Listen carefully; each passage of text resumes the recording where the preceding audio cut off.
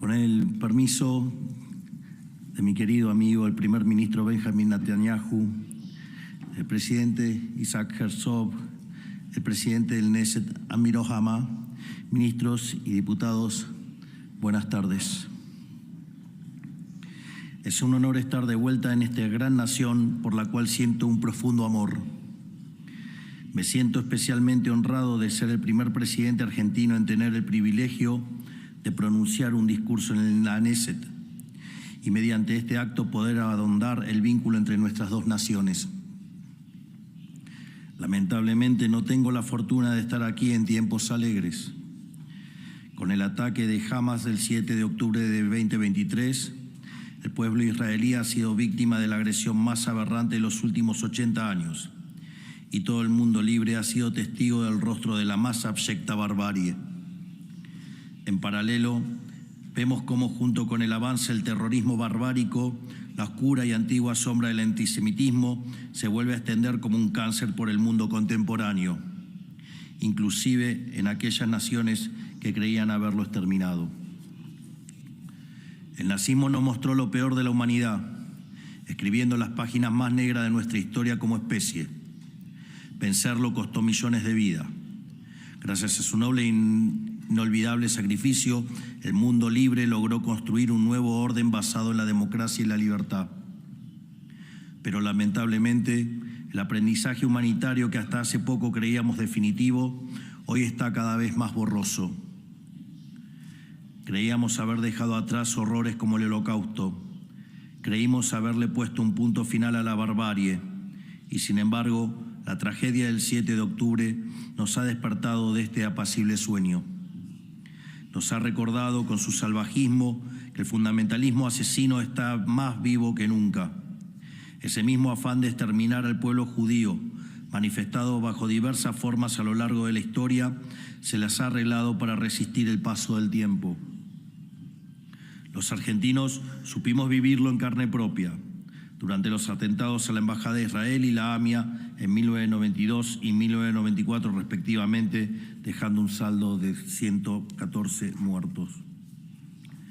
En su más reciente y cobarde manifestación, el 7 de octubre del 2023, se cobró más de 1.200 vidas y 251 personas secuestradas, entre las que había 21 ciudadanos argentinos.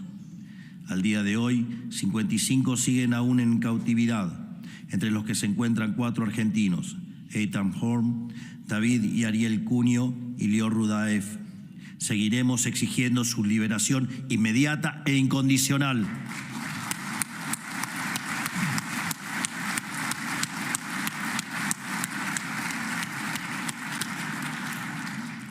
Lo aceptemos o no, Occidente hoy se enfrenta a una prueba de fuego, porque así como está siendo asaltada por despotismos barbáricos de distinto tipo que nada tienen que ver con la libertad y la democracia, de los cuales el terrorismo es su rostro más atroz, también está viéndose envenenado por una barbarie interna y autoinfligida, que es la ideología woke, con su relativismo moral, que descalibra la brújula moral y generan, entre otras cosas, que la dirigencia global le dé la espalda a Israel.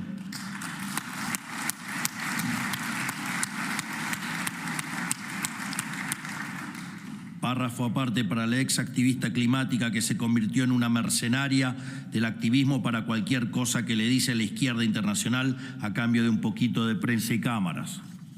Hablo de Greta Thunberg, que en los últimos días hizo una performance de victimización con que estaba secuestrada, mientras decenas de ciudadanos israelíes y del mundo, incluyendo argentinos, siguen realmente secuestrados en condiciones inhumanas para la organización asesina de Hamas.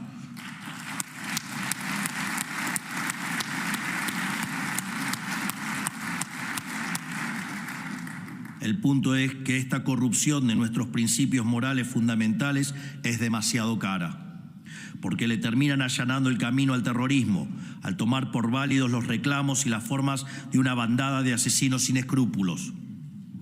¿Cómo es posible que el mundo libre permita que Hamas, una organización salvaje y terrorista, siga teniendo secuestrados a civiles inocentes, ¿Cómo es posible que critiquen desde la comodidad de la distancia y desde un pedestal moral imaginario el proceder de una guerra en la que el enemigo ha cometido los más atroces crímenes una y otra vez y demostrando irrefutablemente no tener el más mínimo apego a la verdad?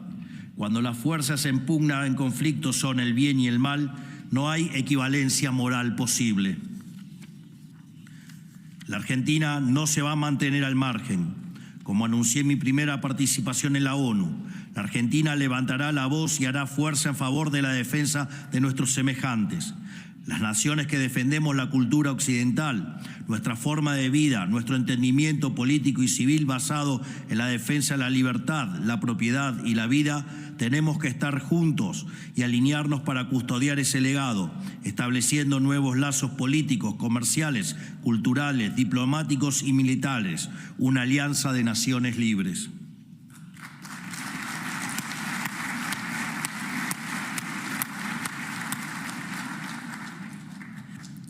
He dicho desde el principio de mi gestión que considero a Israel, junto a los Estados Unidos, nuestro socio estratégico más importante.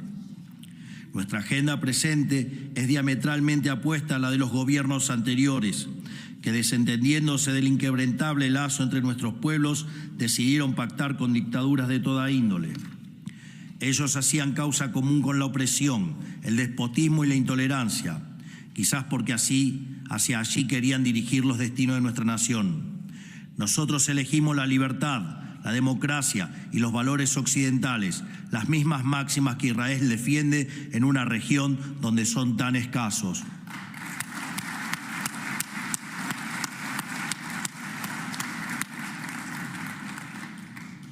Compartir estos valores nos hace aliados, pero los lazos históricos e inquebrantables entre nuestros pueblos nos hacen también amigos. Prueba de ello es que Argentina alberga la comunidad judía más grande de Latinoamérica y la séptima más grande de todo el mundo.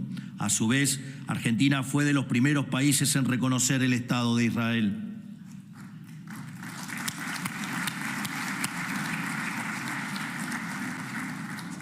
Esta administración y muy especialmente este presidente afirma el derecho de Israel a la legítima defensa y nuestra vocación es honrar la amistad histórica que caracteriza a nuestros países y profundizar los lazos culturales, diplomáticos, estratégicos y comerciales que nos unen.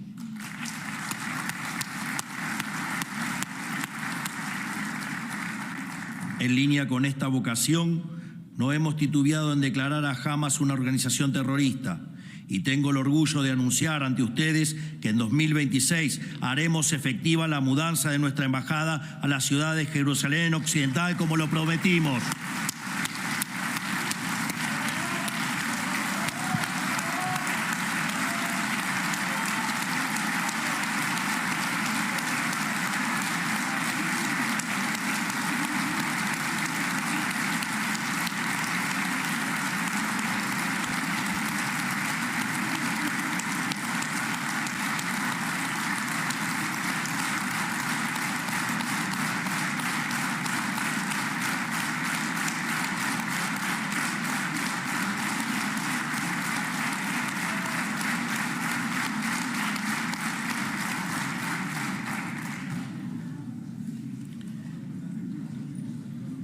Y como muchos de ustedes saben, mañana mismo estaremos firmando un memorándum de entendimiento entre nuestras naciones.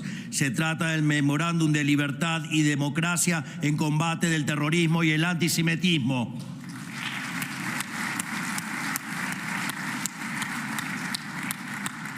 Hermanos de Israel, Argentina está con ustedes en este difícil momento.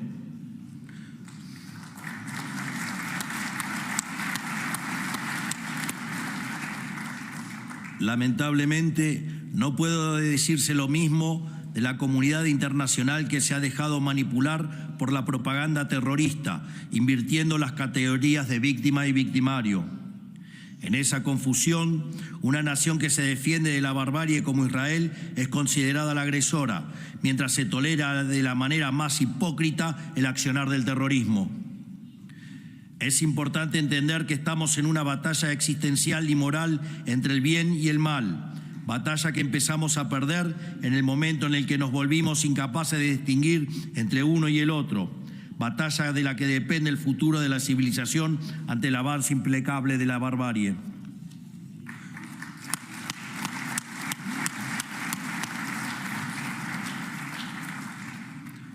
Urge que la comunidad internacional se reencuentre con su brújula moral y finalmente se decide. ¿Prefiere estar del lado del terror o del lado de la libertad? ¿Prefieren la vida o la muerte, el bien o el mal?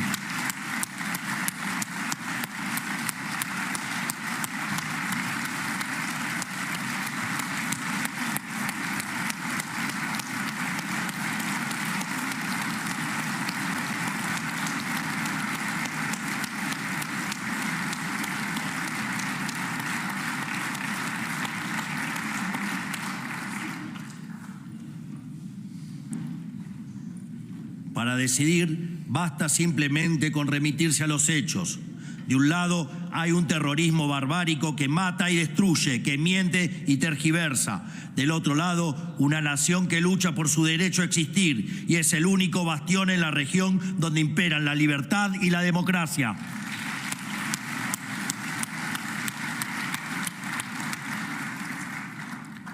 Tanto el pueblo judío como la nación de Israel son protagonistas de muchos milagros a los que la humanidad eterna les debe reconocimiento. Para empezar, el primer milagro fue la consolidación de un Estado soberano tras la supervivencia al mayor crimen de lesa humanidad que haya visto el mundo, que fue el Holocausto. El segundo milagro es la supervivencia física de Israel ante los constantes ataques con los que sus vecinos intentaron y siguen intentando exterminarla. Sin ir muy lejos, el primer ataque sufrido por esta gran nación por parte de sus vecinos fue apenas unas horas después de su consolidación como Estado soberano. Israel salió triunfante de semejante embestida, porque tal como cita Macabeos 3:19, la victoria en la batalla no depende de la cantidad de soldados, sino de las fuerzas que vienen del cielo.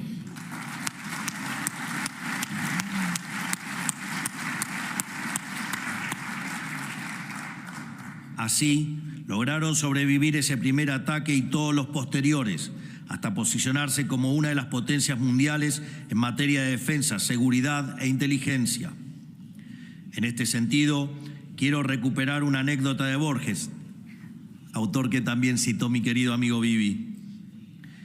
En 1969, Jorge Luis Borges pasó 10 días en Israel y expresó una admiración semejante. Dijo, y cito textual: sentí que toda la nación estaba de pie, digamos, en estado de guerra, y que todos estaban esperando cualquier cosa en cualquier momento, y que esa esperanza era una esperanza valerosa. Y cerró diciendo: yo admiro a Israel, porque en un mundo de cobardes ha sido valiente, ha defendido su derecho a existir.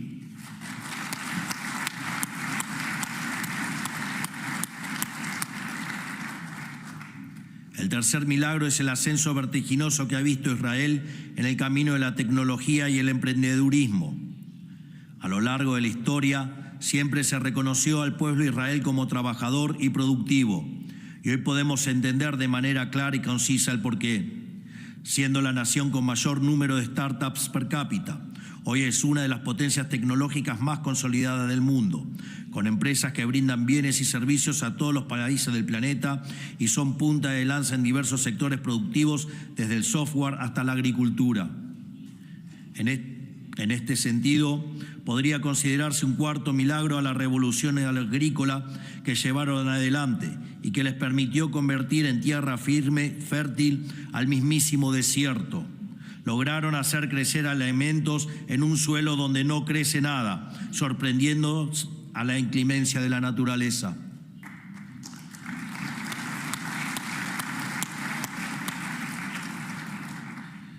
Tal como Hashem, al momento del éxodo de Egipto, le proveyó al pueblo judío el maná necesario para alimentarse y sobrevivir en el desierto, en la actualidad le proveyó el conocimiento para generar alimentos para sus propios medios.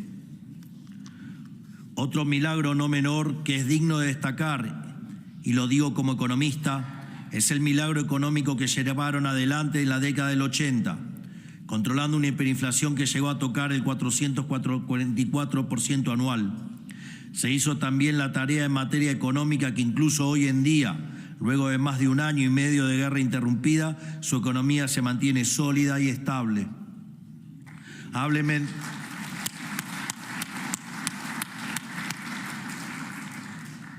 Háblenme de milagros, de resiliencia y de sorprenderse ante las caídas que nos depara la vida. De hecho, Mark Twain se preguntaba cuál era el secreto de la inmortalidad del pueblo judío, a lo que podemos encontrar una respuesta en la perashá de esta semana. Al salir de la esclavitud de Egipto, los judíos se encomendaron a la travesía por el desierto. La perashá afirma que la travesía era como el arca del pacto de Dios marchando delante de ellos. Los comentaristas explican que el arca iba adelante para protegerlos, abrir el camino ante ellos y guiarlos. En el arca estaban las tablas de la ley con los 10 mandamientos. Esa es su historia, esa es su esencia. Cada uno de ustedes porta la libertad de la salida de Egipto y la moralidad y la espiritualidad de los 10 mandamientos.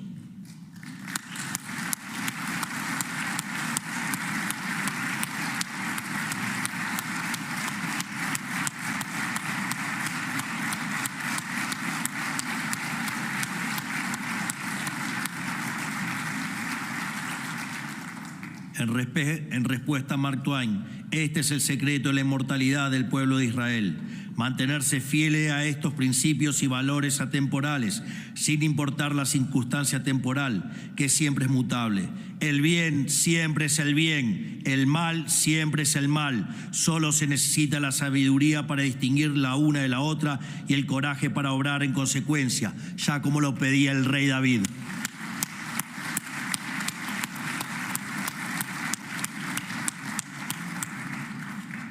Paralelamente, hoy Argentina está atravesando su propio éxodo. Se está liberando tras 100 años de una casta política que avanzó descontroladamente sobre sus ciudadanos. Nuestro país terminó siendo uno de los estados con mayor carga fiscal. Según el último relevo realizado por el Banco Mundial, hace algunos años, la carga impositiva sobre las ganancias empresariales ascendía al 106%. Es decir, que hacer negocios de forma legal implicaba una ruina garantizada, y los ciudadanos argentinos le pertenecían fiscalmente al Estado, por lo que se veían obligados a manejarse en la informalidad para escapar de sus garras. El resultado del esclavismo fiscal al que estábamos sometidos los argentinos era tal que nuestra gestión heredó una pobreza superior al 50%. Así fue que el pueblo argentino, al igual que el pueblo judío, optó por la incertidumbre de la libertad por sobre la ruina certera que ofrecía la servidumbre. Eligieron un hombre nuevo, a un outsider de la política, para que conduzca a la nación, porque entendieron que una Argentina distinta era imposible con los mismos de siempre.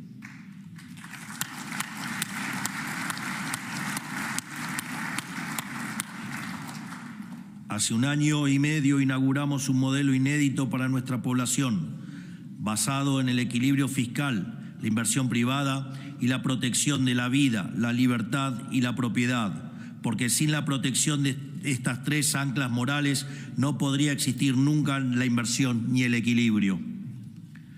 A raíz de este cambio de paradigma, es común escuchar que hoy el mundo esté hablando del milagro económico argentino. Ganamos las elecciones bajo la promesa de que íbamos a comerciar más y comerciar mejor, y para ello primero debimos abrirnos al comercio. Y si en este frente teníamos a todo el establishment dispuesto a cualquier cosa para detener el progreso, nosotros tendríamos que estar dispuestos a todo y más para asegurarlo. Por eso encaramos la gestión en la forma en la que lo hicimos: ordenar la macroeconomía, sanear el Banco Central y salir del control cambiario, bajo 3 anclas inamovibles que, de tanto repetirla, ya las grabamos a fuego en la memoria de todos los argentinos: el ancla fiscal, el ancla monetaria y el ancla cambiaria. Aunque esta última, la ancla cambiaria, ya cumplió su cometido y hoy nos encontramos en un sistema de flotación, y el comportamiento del tipo de cambio dependerá de nuestros compromisos con las otras 2 anclas. Así inauguramos un modelo de déficit cero, emisión monetaria cero y brecha cambiaria cero.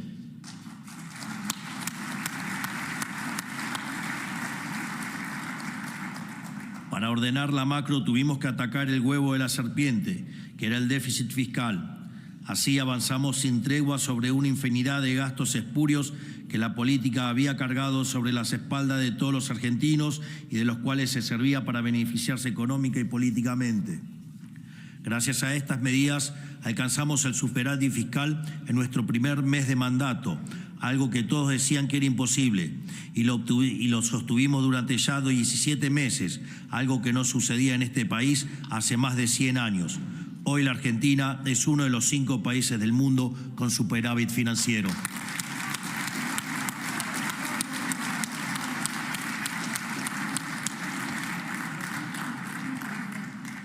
Y planeamos seguir recortando cualquier gasto no esencial que tenga el Estado y pueda ser reemplazado por gestión privada, y vetar cualquier proyecto de ley que atente contra el equilibrio fiscal.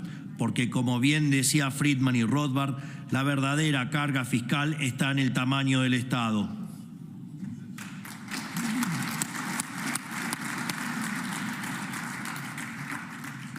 Para sanear el Banco Central, por otro lado, tuvimos que solucionar 2 grandes bombas que nos dejó la gestión anterior.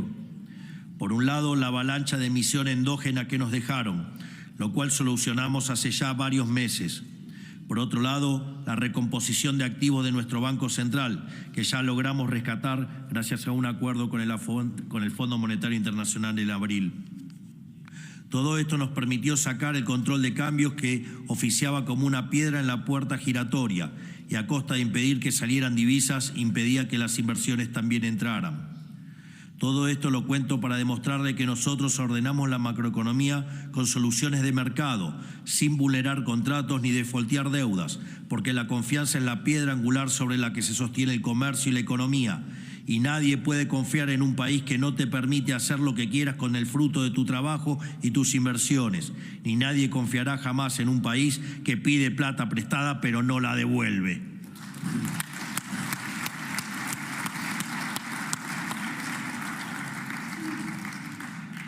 No es por casualidad que hayamos heredado un riesgo país de cerca de 3.000 puntos básicos y que el mismo actualmente esté camino a los 600 y esté buscando romper ese piso de 600.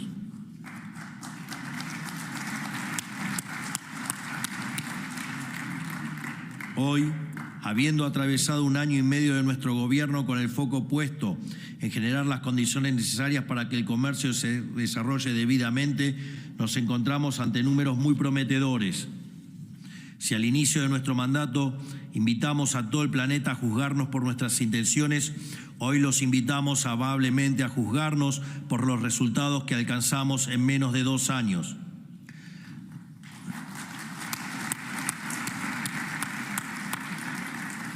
La actividad económica en el primer trimestre del año creció 6% y hoy, en el segundo trimestre, viene viajando al 8%. Eso después de haber hecho el ajuste fiscal más grande de la historia de la humanidad, habiendo ajustado 15 puntos del PBI.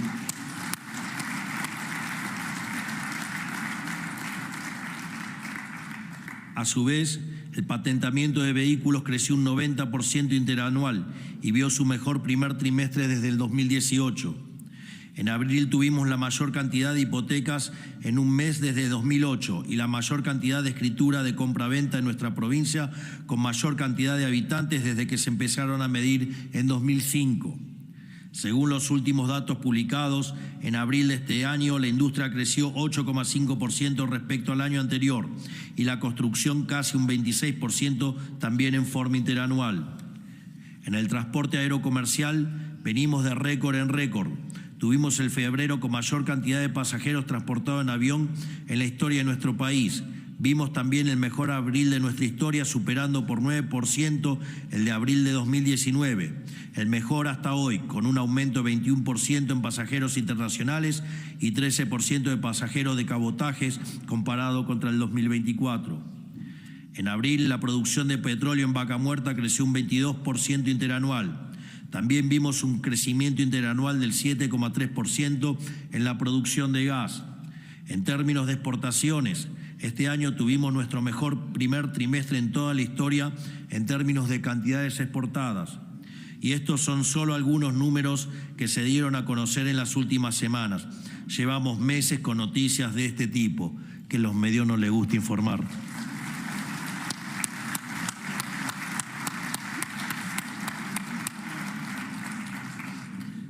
Esto se da porque, por un lado, está cayendo notablemente la inflación, la cual en menos de un año será tan solo un mal recuerdo, y a su vez en una situación donde aumenta la demanda de dinero, dado que los pesos ya no se derriten en las manos de sus dueños.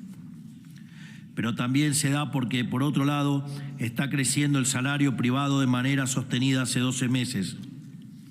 Aquí quiero contarles que cuando sinceramos las variables macro, la pobreza en Argentina era del 57%, es decir, 57% de la población argentina estaba debajo de la línea de la pobreza. Y hoy, después de más de un año de implementar la reforma promercado más grande de la historia argentina, hoy la pobreza es del 35%.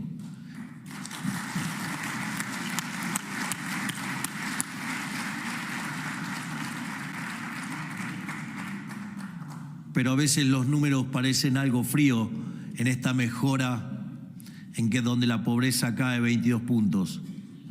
En términos de cantidad de seres humanos, quiero contarles que en un año sacamos de la pobreza a 10 millones de argentinos.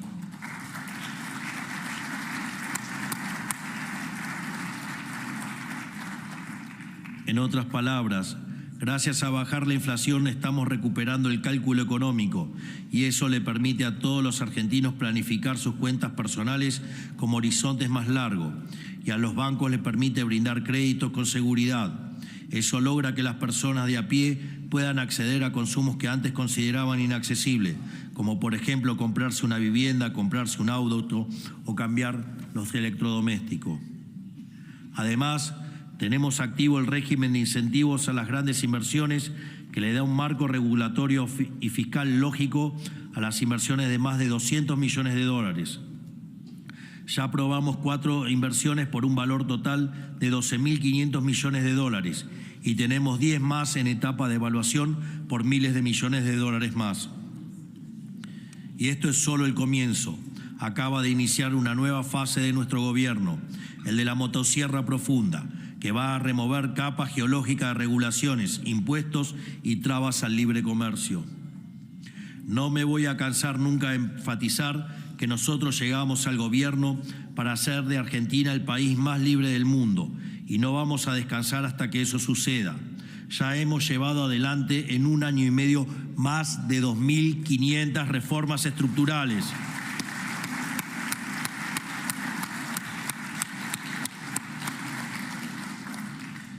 Nuestra labor es la de quitarle las malezas y los obstáculos a este tren del crecimiento que desea avanzar a toda velocidad y convertir a la Argentina en la región más pujante del planeta en los próximos años. Todos aquellos que tengan el mismo objetivo están cordialmente invitados a unirse a nosotros en este propósito.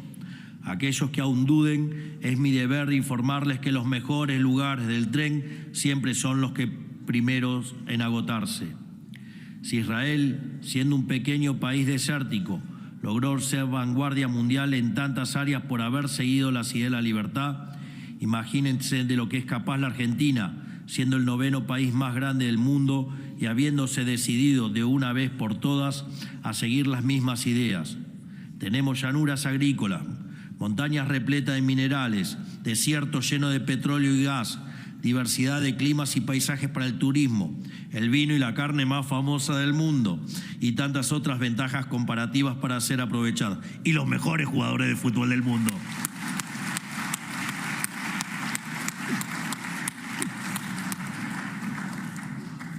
Tenemos todas las condiciones necesarias para convertir una energía potencial prácticamente infinita en energía cinética que ponga el gran tren del crecimiento económico en marcha por el resto de los tiempos. Es hora de recoger la antorcha encendida por el fuego de Occidente y, tal como hizo Israel en Medio Oriente, convertir a la Argentina en el faro austral que ilumine desde el sur y guíe en el camino hacia el progreso al resto de las naciones. Porque de esto se trata. Ser un faro en un mundo que ha caído en tinieblas, ser un norte para un occidente que ha perdido contacto con los valores que representa, deambulando hacia el suicidio colectivo. Y no encuentro lugar más apropiado para la introspección que Israel, cuya influencia en Occidente llega hasta el más profundo de sus cimientos, que es un bastión de los valores que nos hicieron prósperos y representa un gran punto de partida para reencontrarnos con nosotros mismos.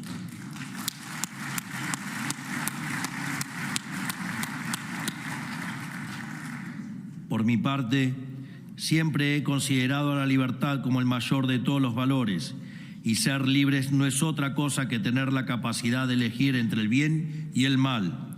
Esto tiene que estar especialmente claro en los tiempos que corren, donde para muchos la línea entre el bien y el mal está difusa. Nosotros como argentinos los tenemos bien claro.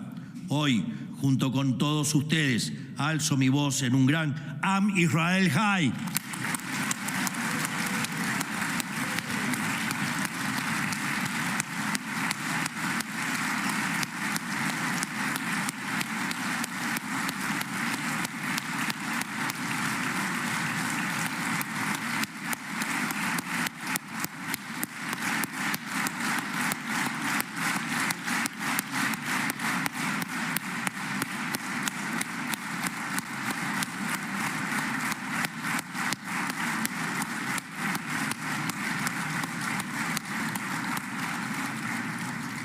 Finalmente, pido a Hashem que bendiga a Israel, que bendiga a la Argentina y que las fuerzas del cielo nos acompañen. ¡Viva la libertad, carajo! Muchas gracias.